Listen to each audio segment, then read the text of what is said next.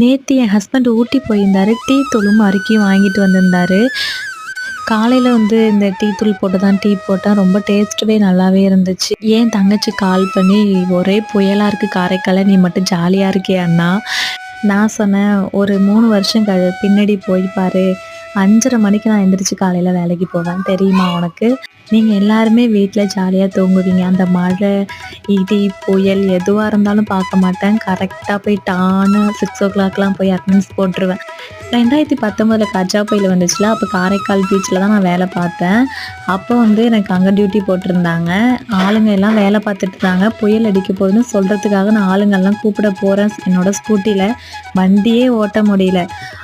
நான் 10 நிமிஷத்துலேயே ஃபுல்லாகவே இருளாயிடுச்சு அந்த இடம். பீச்சில் நான் வேலை பார்க்குற ஆளுங்க, என்னோட ஸ்கூட்டி 3 பேர் தான் நிற்கி. இது எல்லாமே அவளுக்கு எக்ஸ்பிளைன் பண்ணேன். இன்னமும் என்னால் மறக்க முடியாது அதெல்லாம்.